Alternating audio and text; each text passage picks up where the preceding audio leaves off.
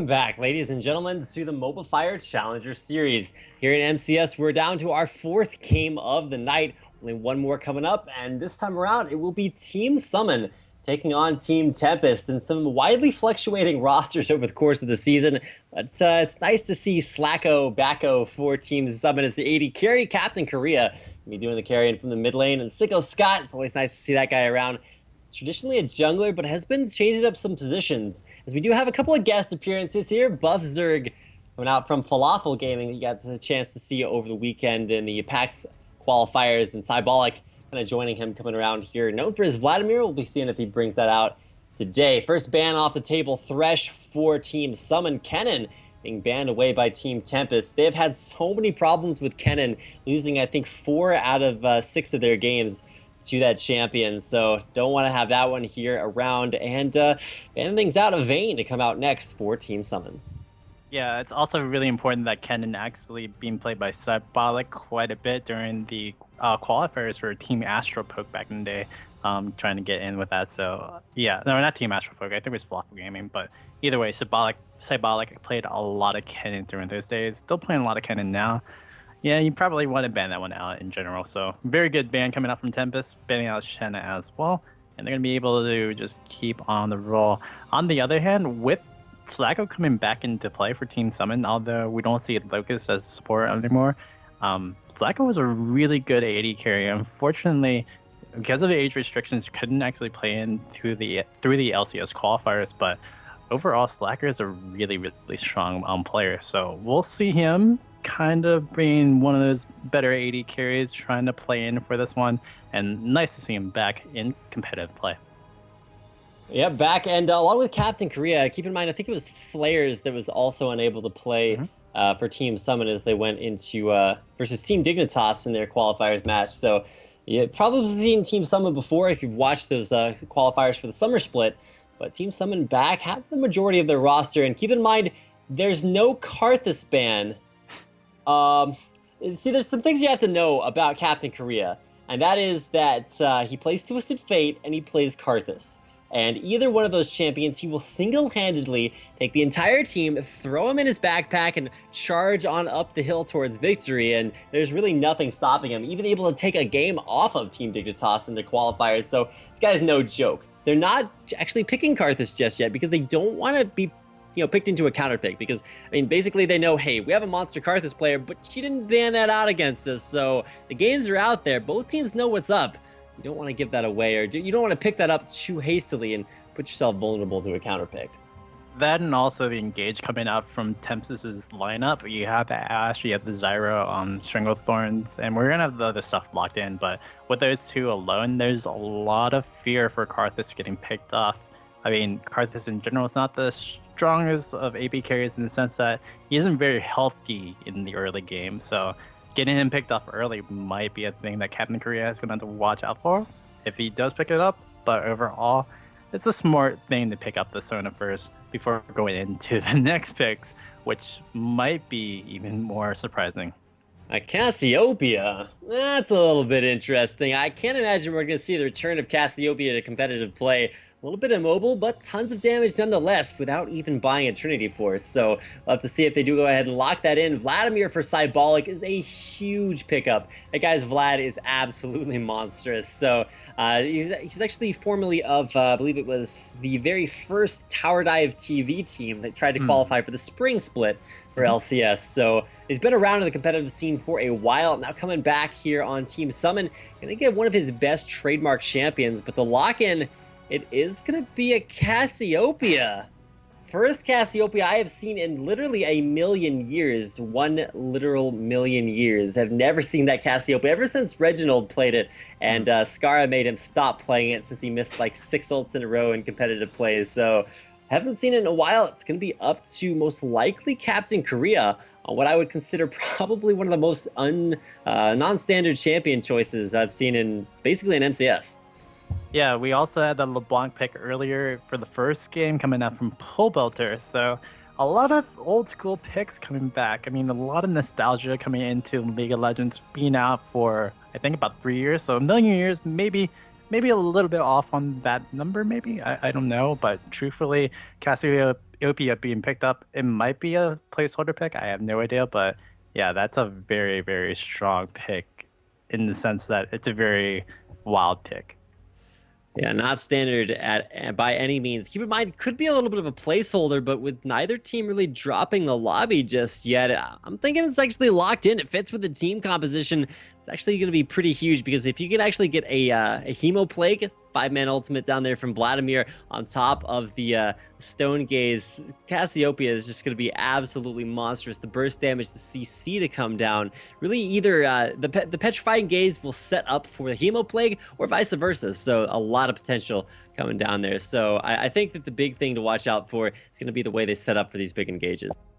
I think they also the biggest thing for Tempest in the sense that they have a lot of AP stacked on Team Summon at the moment. So building out that magic resist early is going to be a big thing.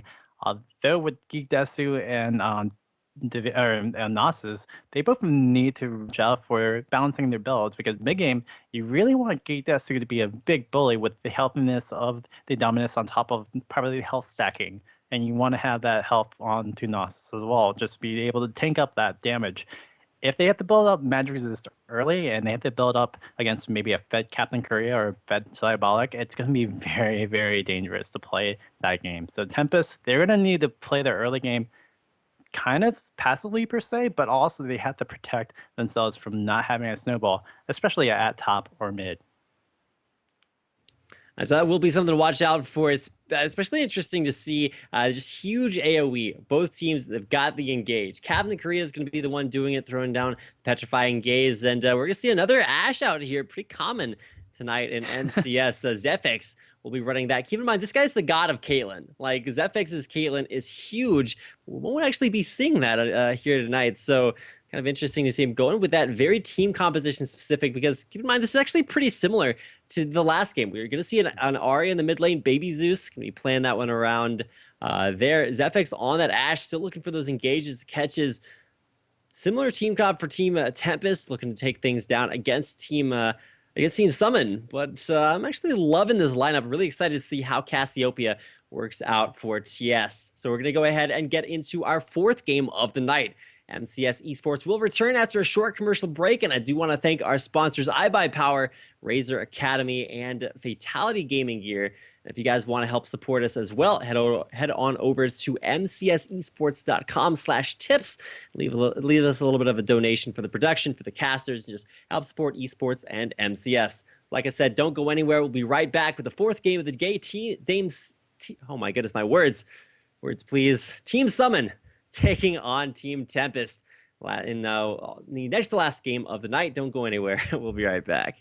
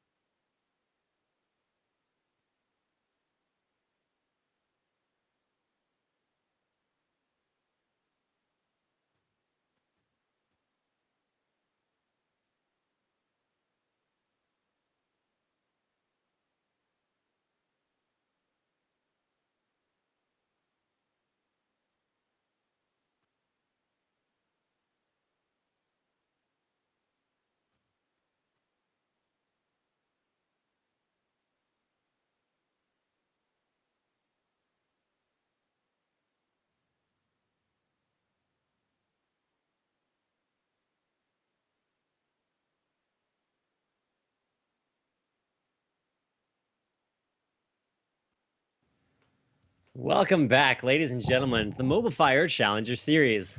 I am Rapid, with me is Bird. We're going into our fourth game of the night here at MCS. It's going to be Team Summon in the blue taking on Team Tempest in the red. And we were talking about the standings coming into playoff week in just a couple weeks, so don't want to sleep on these standings. Top 8 progress. Team Summon in contention for that 8th place spot. A lot of close teams down there in the running. If you guys want to check out the brackets, you can head on over to mcsesports.com and check out all the standings there. But we're going to get into our 4th game of the night. So if you are just now joining us, I want to welcome you to MCS. It's going to be Team Summon, team in the blue in the bottom left-hand corner of Summoner's Rift, going up against Team Tempest. Currently 1-7, a little bit of a rough start to them for the series, but have kind of found their footing. With some interesting roster changes, really fielding a pretty good lineup here today, coming out in the red. And I gotta ask you, Bird, you look at these two teams, what do you think we're gonna see from level 1s, any maybe aggressive wards? Which team has the advantage? The advantage probably going to, I believe, Tempest. They could use that Grasp Root on top of the stun coming up from Renekton.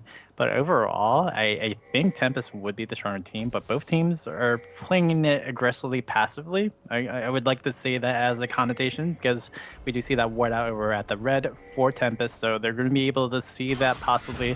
Team Summon going to ward out that red as well, and making sure that they can, well, get information. And information last game was really big. Information this game probably going to be as big as well. So we'll see what Tempest does, because they are forming up, going to try to invade into the enemy jungle. All right, so getting things down very early on. The invade onto the red completely unscouted. We'll see Divasion kind of leading the charge. Desire with that string, they're grasping roots. Keep thinking it's Stranglethorns, but that's the ult. The crit from Ashe, very high damage off of a taunt, possibly being able to be leveled there by Baby Zeus. As is nobody going for any steals, no wards even placed out in that bottom jungle. Team Tempest just taking a little bit of a ride on the wild side, now backing out towards their own blue buff, but it will be a successful invade. Sicko Scott, Cybolic going up there towards the red. They do see a ward on out there, scouting things out. We'll reveal Team Summon's positioning for now. Duo lane top are going to be the lane swap for Team Tempest. They look to try to prevent this red steal. Yeah, Sicko Scott's going to go take a little bit of damage from Zephyx. Oh, this could be a really dangerous pick. Oh, and the auto attack, the Q over the wall. Baby Zeus flashing in for the ignite and the kill. A nice collapse there. That will not be blue buff or not be red buff taken away. It's actually given to Zephyx. Huge pickup there. The snare continues to land. Cybolic gonna be taken down. Red buff is on. No slow. It is the volley coming out. They get a little bit of extra damage. He walks into lane. Doran's shield will have to be going back to base. Huge early plays. Team Tempest with a crazy advantage in that 2v1 top. Great job by Ashe, taking out that, well, assist pretty much, and then helping out getting the kill for Zeus. Zeus getting that first feed, first blood, and be able to probably snowball this lane where Captain Korea with Cassiopeia slash pretty much all his APs are very, very lane dependent. So very cool to see how Ari will try to press the advantage, like we said about last game. Hopefully it'll keep it up. On the other hand, Nasus now going to take this advantage with Elise going down early and be able to take over that blue buff on the side of Team Summon. All right, so we will see a blue buff for Francis. He's going to have that one taken away. 2 blue buffs, actually, at level 3 Nasus. We're going to see a red attempt here. Sicko Scott not having a good start to the day at all. Going down, just going with a Doran's Blade start. I remember casting with Meteos last week from Cloud9. He said when you go for Doran's Blade starts on Elise, it's a little bit new, but it's actually not going to be what you look for. Crazy damage, the flash in, the auto attack, and the Q to come out. Captain Korea able to turn things around, getting the flash, and those twin fangs, man, maxing those out for about 110 damage every single fang, as well as the poison on top of that. A lot of aggression, and a first kill coming out for Team Summon rather. We'll take that one down. But yeah, I was going back to the Doran's Blade on Sicko Scott. It really slows you down from your Spirit of the Ancient Golem. It keeps you away from a lot of itemization. You're looking for a very strong early game, but not really going to be possible when you die trying to steal away your first buff. Keep in mind that red buff on Ashe in the top lane, making that extra difficult for Cybolic. Yeah, Cybolic's still level 2 as well, so there's a lot of things going against Cybolic over the top lane. We're just trying his best to warm up and hold up this lane, and again picking Vladimir as well. Not the strongest of early game carries slash tanks. Doesn't really wave clear too well. Doesn't have the sustain just yet without the magic penetration slash spell vamp. So we'll see how Cybolic will do. It's gonna keep on getting pressure over top lane. Meanwhile, we're bot. We have Tempest trying to hold up. Now for Tempest, it's all going to be about snowballing their advantages. Top lane, you can see a lot of damage onto Cybolic. No more red buff to the slows, and the auto attacks coming down, chunking him below half HP. When you're Vlad, you really want to abuse your sustain. Mid lane, Baby Zeus getting abused by just the damage. Captain Korea absolutely on point. Is Cassiopeia really doing work on a pick we haven't actually seen for a while. Cassiopeia very abusive when you start stacking things up, but kind of vulnerable to getting ganked before that level 6 when you can turn things around. Everybody remembers Ocelot making crazy plays on Cassiopeia back in Season 2. Not quite possible here. Season 3, haven't seen a lot of Cassiopeia. Captain Korea looking to bring it back and doing a really good job at that at 1-0. It's one of those things as well with the Ahri pickup, you want to have a strong duel. So Cassiopeia having the early advantage with that kill, but also having the major DPS that could outtrade with an Ahri. It's a really smart kind of play, although very immobile in the sense that she's gonna have to use their Petrifying Gaze as a starter slash backup. It'll still be very, very fruitful for Captain Korea.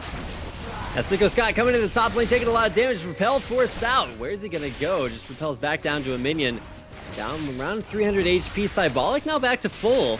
Off of some potions and the sustain from Doran's shield and transfusions. But nice assistance there. Sicko Scott coming up just to keep him sustained, healthy in lane. We had a little bit of brotherly love down there in the bottom as Francis helping out Sugoi Geek Desu, former top laner for Tower Dive. For Team Tower Dive, bottom lane has Renekton. Very strong combo, Nasus and Renekton, but mostly for team fights, wave clear, helping him out early on, but still having a little bit of a difficult time. Francis putting on some ward coverage, not going to be too many surprises happening. Walking through a ward down on Dragon, coming down to the bottom lane, but yeah, Geek Gone Mad knows what's up. Yeah, and we'll see what'll happen in just a little bit. Francis actually level 6, going to be able to take over that sneaky solo dragon that you can get. Slacko and Buffzerg are actually going to try to respond to this one, and yeah, they're not going to let that happen for Francis, who used up his ultimate as well. So unfortunate for Francis not be able to take over that sneaky dragon, and for the team Tempest not going to be able to get that goal advantage. Yeah, if you had come into this game and been like, hey, Rapid, you're going to cast Team Summon, what are their picks going to be and how is it going to work out? I would never have predicted Cassiopeia mid, and really one of the strongest, strengths here for Team Summon is they look to put a little bit of extra pressure here onto the blue. Francis going to be doing the damage, not looking to give it over onto Baby Zeus at all. Just looking to get some levels up here, and with the blue buff, could go straight on for that dragon, but that's the great thing about Cassiopeia. Huge buff control. You will probably actually see a Spirit of the Ancient or Spirit of the Spectral Wraith on her, as it's just crazily effective. Now that they actually did change Twin Fangs to where it actually works on it casts as a single target spell for the purposes of lifesteal and the penetration. Actually, Cybolic just wombo comboed underneath the turret. Baby Zeus right on into the Ash Arrow turret kill as well. The 2v1, so much win here for Team Tempest, crushing down the top lane, first turret of the game, going their way. Yeah, they had to trade the turret for the dragon, but they knew the dragon was going to go down, so Ahri then getting that blue buff, or giving that blue buff to the Nasus, but saying, okay, let's go trade that off with the turret and try to pick off Cybolic. Cybolic played it very defensively over the top lane, but he really couldn't get anywhere off of that level 1 take, so very, very unfortunate for Cybolic, who's going to have a slow start. They'll come back into play. I mean, compared to the lane counterpart, 35 to 25, not that bad, but we'll see how Desu keeps up this advantage in that will make it go. All right, now we're coming into not quite the mid game. I mean, it's only 9 minutes in, first turret going down. Divasion, a little bit of trouble. You can see the Grasping Roost as well as Volley. And that taunt coming out, the charm, and not quite landing. Nice micro there, Captain Korea, able to dodge out of all the catches, all the skill shots. Coming out, Team Tempest looking to push in on the middle lane, but a lot of good wave clear. Now from Cassiopeia, able to get a little bit of that down. We'll be able to get a lot of that CS at the same time. Push kind of thwarted here. Four members mid for Team Tempest, really with nowhere to go.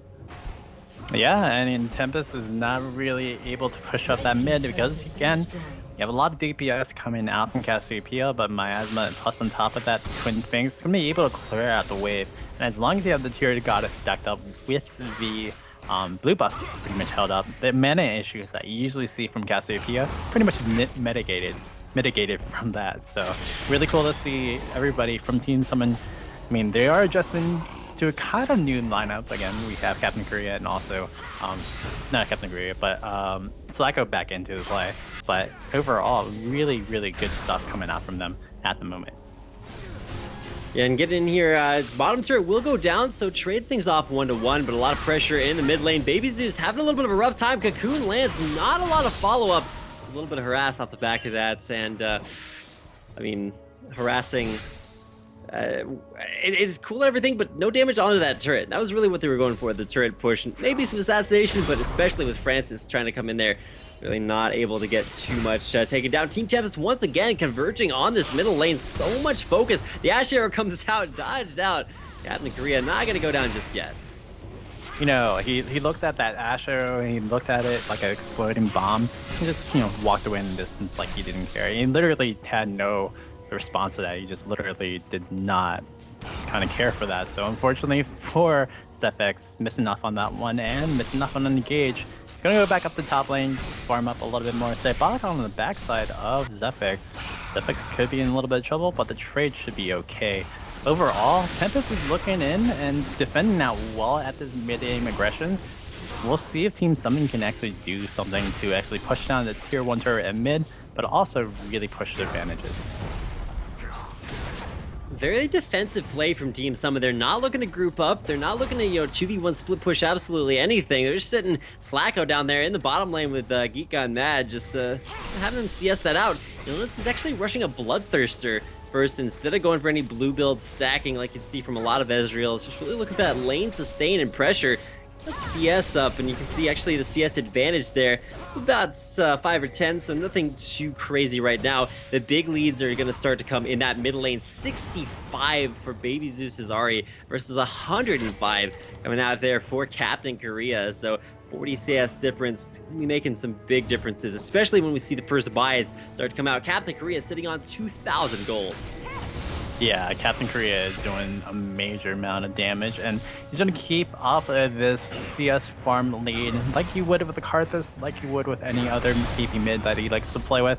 Cybolic and Geek Desu are going to trade up a little bit of damage at top, but Cybolic's not really caring as much anymore, and actually has taken a CS lead over Geek Desu, so maybe this wake game has actually came and paid dividends to Team Summon. This next team, or the first team fight engagement, is going to be really, really telling of where this game is going to go.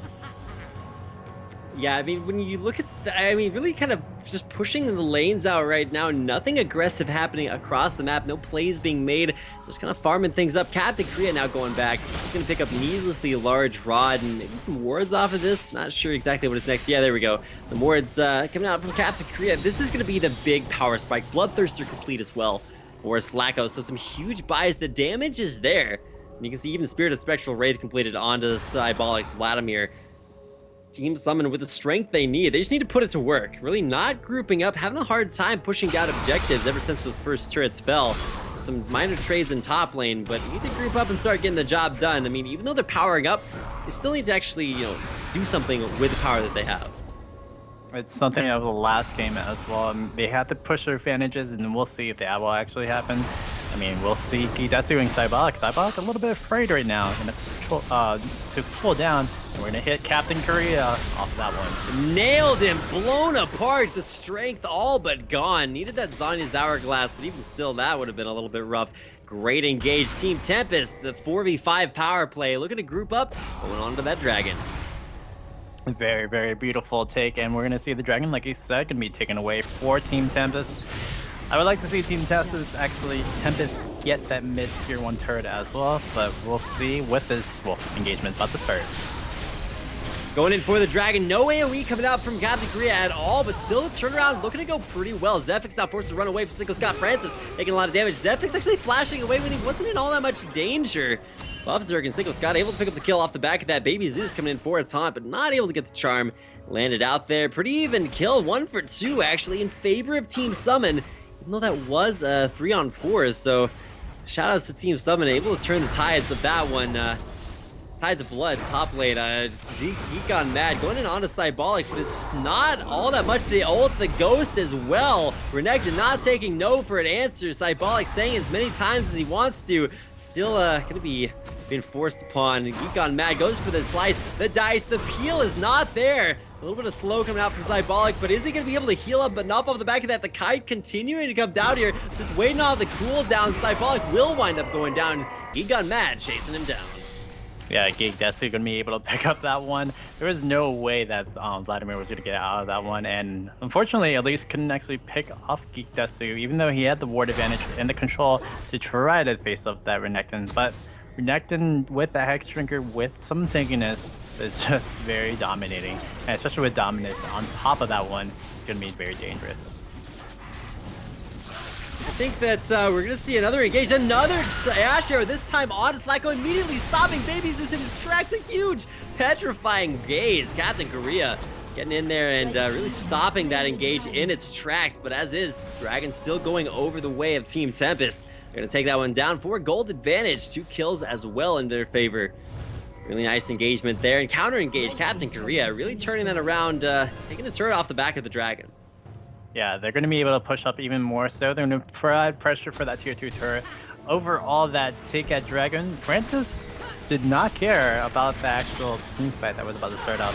Because, yeah, Captain Korea was going to be able to get that petrifying gate down. And unfortunately, there was no action off of that one. And Francis said, well, I'm just going to take this Dragon. Even though we lost the turret, might have been not the smartest of the trades, but we'll see if that actually will be a case. All right, well, we got Geek Gone Mad once again going in on a Slacko. Gonna go ahead and drop the stairs to damage. 4 seconds left on his Arcane Shift. Not able to get that taken down. Team Tempest pushing in here and really off of a nice engagement. The damage onto Slacko forced the flash out of that as well as the repel over the Wraith Camp. Crazy engage. Geek Gone Mad just really leading the charge, and that will be a counter turret taken away there. Team Tempest charging down this middle lane, and a nice pick onto Slacko.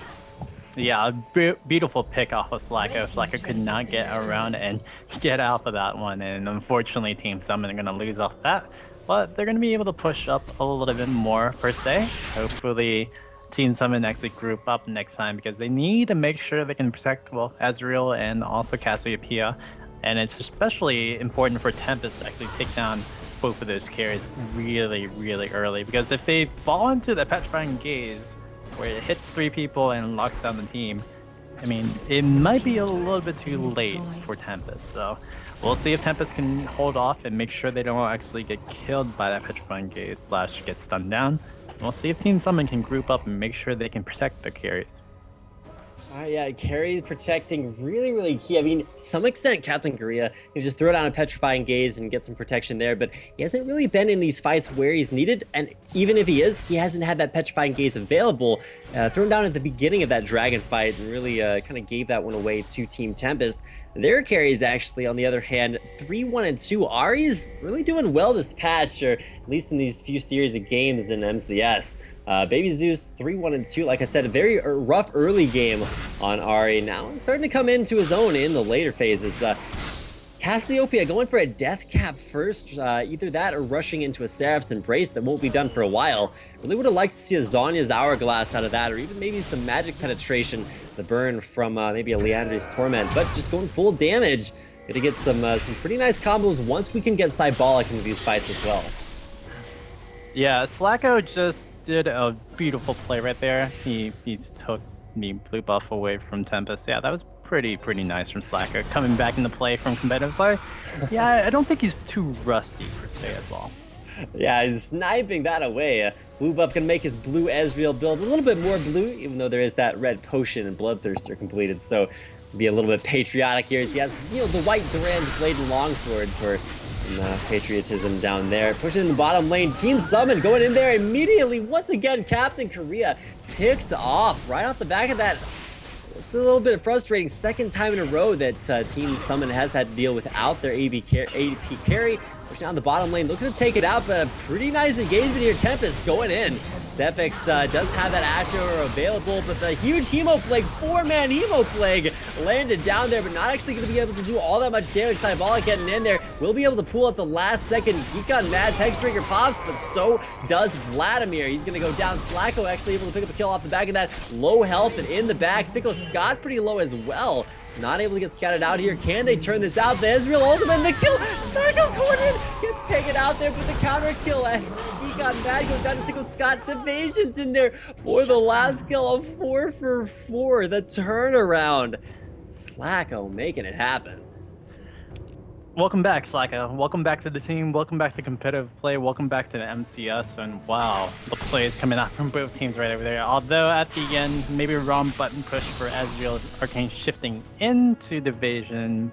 Overall, very strong play coming out from both teams. Tempest come out in the end ahead, but Team Summon, they're just kind of forcing the players. They're forcing the action, and they're making sure that Team Summon or that Tempest can be a little bewildered by it. So we'll see how Tempest plays this. They need to play more of a controlled game. They need to make sure that they can pick off of what Zephyx and everybody else is going into there. And they had that when they picked off Captain Korea early. Now, that fight in general, in that team fight in the area, that's very convoluted. Tempest shouldn't have fought that one down afterwards, and they had their engagement at the start because they were taking the tower, but overall, I feel like Tempest should just back away, or at least defended the tower instead of just going in onto Team Summon like that, even though it was a 4v5 advantage. Yeah, and a nice turnaround there by Slacko at the end and the follow-up from Sicko Scott. Evasion there to clean things up, but hey man, it's the supports, so giving the kills away that way does not actually mean all that much. Still, we're seeing another one of those support ashes. Difficulty last hitting 0, 1, and 6 assists there onto Zephyx. Whereas you can see things starting to stack up for Slacko, 3, 3, and 3 Mana Moon, as well as that Quicksilver Sash now completed. Maybe dodging away from all of the catch potential, especially those Enchanted Crystal Arrows. Just been absolutely huge. Zephyx landing those all game long, primarily onto Captain Korea. And then hopefully Captain Korea learned from this, although I don't think so because he's building into boots of speed and then also into a Sorcerer Shoes home guard, but also as well still building into maybe a death cap first. And I kind of agree, if you build Zion first, you probably could bait out and actually do some more good for the team of Team Summon. But in the end, we'll see the damage coming up from Captain Korea, and hopefully Team Summon can protect that. Yeah, it's home guard Sorc Shoes there for Captain Korea. Is going to be trying to not get hit. That's pretty much the idea. You're Cassiopeia, you're not a linebacker. You're not in there in the front of the team to just catch those Enchanted Crystal Arrows. You're going to stand in the back and throw down some pretty nice petrifying gazes as the game progresses, but really without that opportunity means that, I mean, if it presents itself, one of these next team fights could really go Team Summon's way. They can get that sort of wombo combo off, but really haven't seen that as Captain Korea having a rough time staying alive. I mean, we'll see how the team of Team Summon can keep up with this one, because they still have the advantage in gold. They still have the advantage in pushing because they have both tier 2 turrets down at mid and bottom. Hopefully they can push up over in top lane and, you know, just control the jungle of Tempest. And especially with that pick-off comp with the Crescendo coming out from Zona, with Repel into whatever CC from Elise, they can do a lot of good if they have control of the map. So overall, again, League of Legends, all about control, all about tempo. Can Team Summon actually capture it? That's the question, because Tempest is slowly coming back from this one. Yeah, I mean, Tempest, I mean, it's really nothing to come back. They kind of got the advantage and have been holding on to it pretty sizably. And keep in mind, coming here with a 1-7 score, not really the most impressive showing, but still, I mean, their early game absolutely on point. The Enchanted Crystalline Arrow coming down there. The damage enough to finish off the Baron buff. Gonna go down in a nice turnaround of the AoE. Absolutely massive. Team Summon with a huge turnaround as well. Cybolic will fall off the back of that. The Ghost coming in, Geek on Mad. He is going man mode. On to Captain Korea, 1v2. He does not care. The CC, the only thing keeping him down, but with Spirit of the Ancient Golem, gonna be able to get away there. Actually, I meant Mercury Treads. I was looking for that tenacity item. Goes in, goes back out, and it's gonna be Buffzerg turning this around. Slacko there, trying to get away, but the damage is immense. Geek on Mad, where do you find it? Where does it come from? I don't know. Baby Zeus with the follow-up, and even though the Baron buff did go over to Team Summon, 3-for-1 exchange is only going to be on support in the jungler for now. Yeah, buffs are going to try to get away from this one. I don't think it's going to happen. Zephyx going to be able to pick up that kill. Oof. And overall, Tempest is going to be able to take out the kills. Baron's going to go. You're going to have that gold come back into Team Summon's favor still. Overall, though, Geek on Mad slash Geek Destiny doing a really major job zoning out and making sure he got the kills.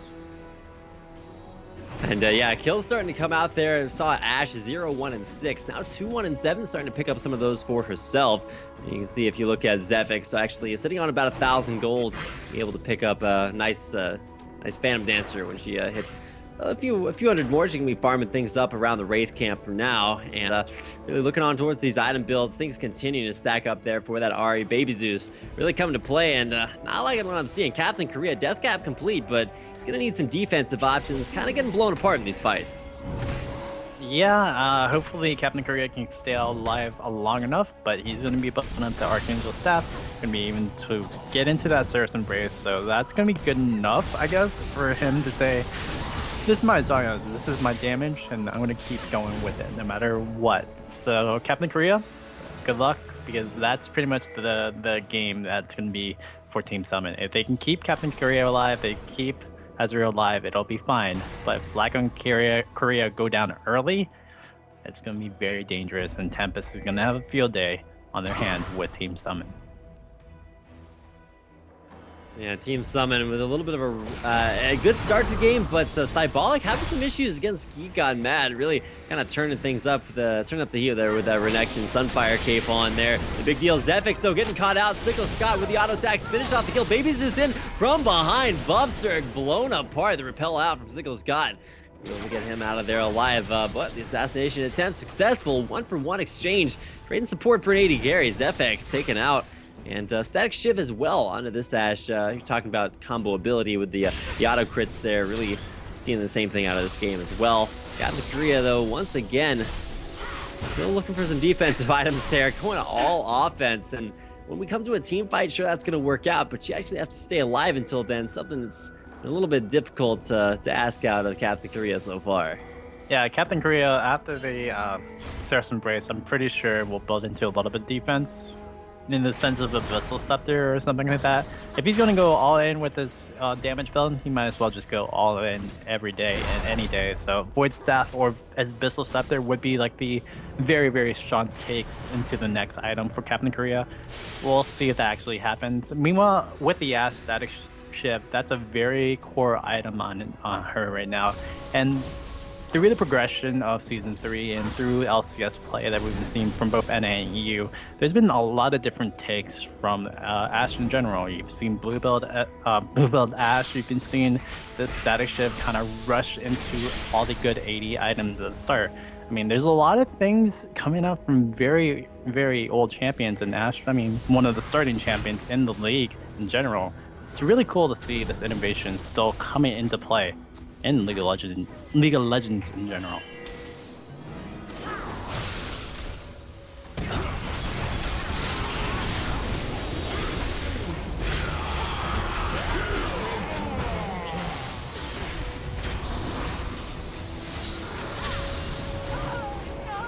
Continuing to try to get away, but apologies, a little bit of disconnection there. Off the back of that, a 4-for-0, a huge Ashe error engaged there, just absolutely immense, blowing Buffzerg up at the beginning, and Slacko just cannot stay away from Geek on Mad. What on earth is happening? This Renekton, one of the manliest Renektons I've seen in a while. Yeah, very manly. Renekton coming in, Dominus and the health with that Sunfire Cape and this Spirit Visage just way too healthy and can get through anything like a tank. Otherwise, Ashe, beautiful arrow, usual thing, and got in. So very, very smart play coming out from Zephyx. Overall, Tempest pushing in for the inhibitor. Can they actually take it? That's the question. And that will be the first inhibitor of the game. Geek on Mad looking to get taken out, but the tenacity, a little bit too strong. Poison, not strong enough to flash the damage. Captain Korea will pick up a kill for himself, but once again, we gotta see some mitigation for this initiation. As great as it is that is both Iambic Pentameter and Rhyming, and not quite what we need for the builds, especially coming out from Captain Korea. You're gonna need somebody to tank up that Ashe arrow. Finally, defensive item Zanya's Hourglass. onto Cybolic, we'll be able to at least have a few more seconds of invulnerability. You're going to need to see a little bit more of that. You got to keep Renekton off Slacko. He's going to be dealing the most damage in these team fights. You have to keep him safe and sound, and that's really not something that Team Summon's ever been able to do. Yeah, it's pretty capital city to keep up Flacco and keep him very safe. So hopefully they can keep him alive. But on the other hand, Archangel Staff built out, looking at the bonus man at 708. So we're going to see the Seraph's Embrace really soon for Captain Korea. But again, whereas like a Zion's or something to protect Captain Korea, even though it wasn't the major focus in that fight, they don't have to really worry about him because Captain Korea is all in there just for the Petrifying Gaze and then gets out because she has no real big defensive items. So I don't know. We'll see how Team Summon goes about in a team fight. But overall, they have to protect the carries and they have to have the carries actually doing damage. So we'll see how it'll work. Team Summon, hopefully we'll see you pushing in a little bit.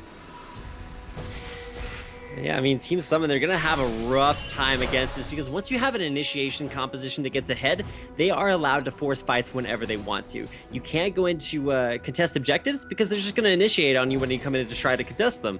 And really, without a poke composition to, maybe, get some damage done up front, it's really going to be all on Captain Korea. We've seen him build damage. Finally, Seraph's Embrace completed. That's cool and everything, but he needs to get off these huge wombo combo ultimates. It's all going to be Buff Zerg to set up the fight. The Repel comes off. Are we going to see that? The inside's not able to be stolen away. There is the ultimate taken down to Evasion, but it's Captain Korea turning Baby Zeus and Zepix. The stone getting blown apart immediately afterwards. Slacko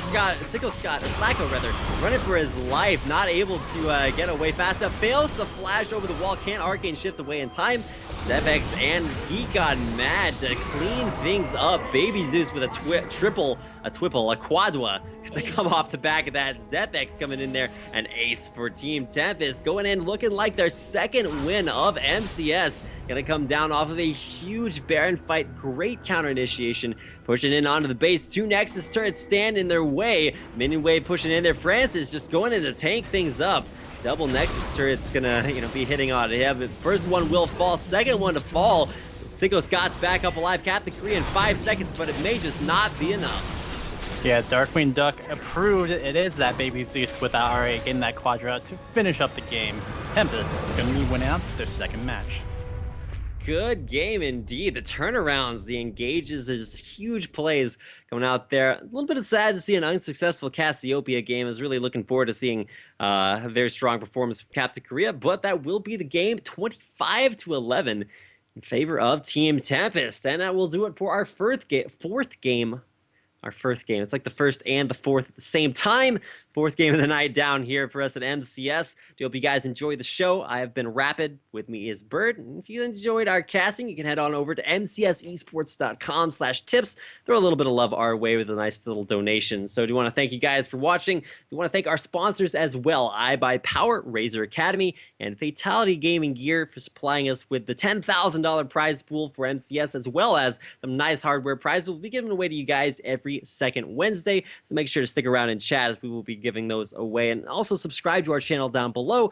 And make sure to stick around. Disable your ad block. We're going to run a quick commercial break. But when we come back, it's time for our last game of the night here at the Mobafire Challenger Series. Will be Reality Check Gaming taking on Cognitive Esports. You got a chance to see these teams over the weekend in the PAX LCS qualifiers. Do want to make sure that you guys get informed about all the recent action and the standings. We'll do all of that when we come back. So don't go anywhere. Quick commercial break. We'll be right back.